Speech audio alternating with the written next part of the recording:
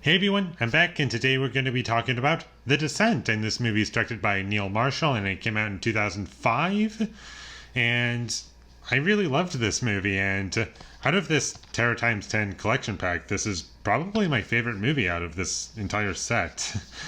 And it was incredibly satisfying and scary, and it hit all of the emotions that I would want a horror movie to hit. The creature designs are really cool, and the death scenes are really well done. It never feels cheesy for the most part, except for one tiny little blood effect that didn't look like blood at all. It looked, I don't know, like pudding almost.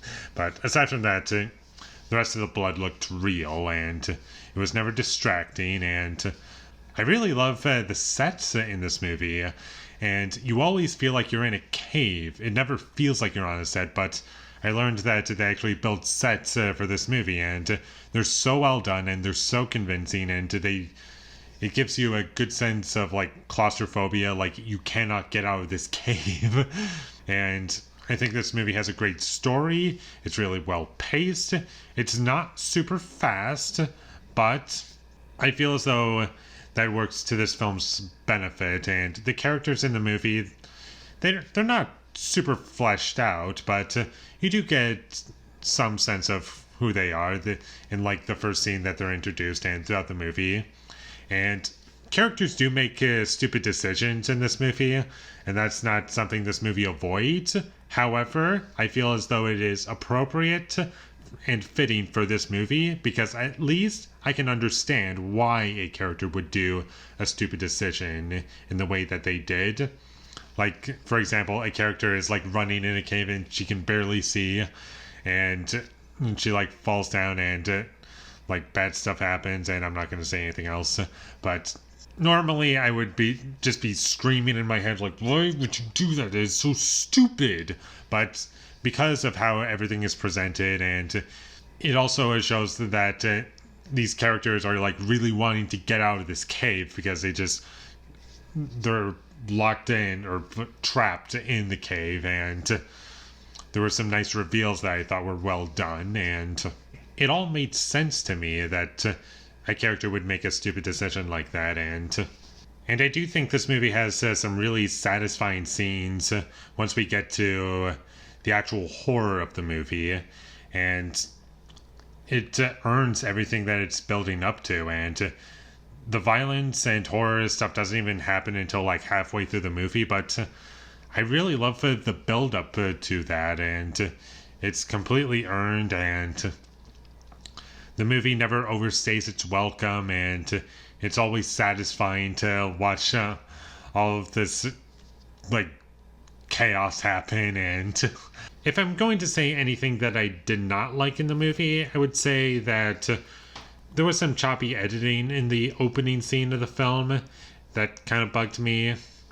And like I said, there are some parts that aren't as great as other parts, and there were some CG bats that didn't look all that great, and there's like tiny things here and there that aren't perfect, but I do feel as though overall the movie is very effective, and anything that it tries to do, it succeeds overall. Not in every department, but most of it is really great, and it's very well shot, and it's really dark, but it's not so dark to the point where you can't see anything. It's just dark enough to make it feel realistic, but it's not overlit to the point where it's distracting, like, oh, we're just in a studio and there's way too much light in here.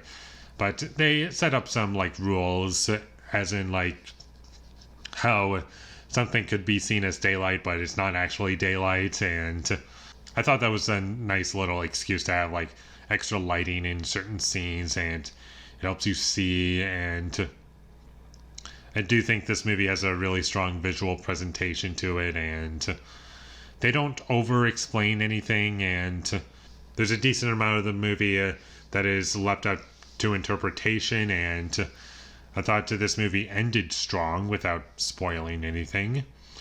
And overall, I just think this is a really great horror movie, and this might be my favorite horror movie of the 2000s decade. I can't think of another one I like better.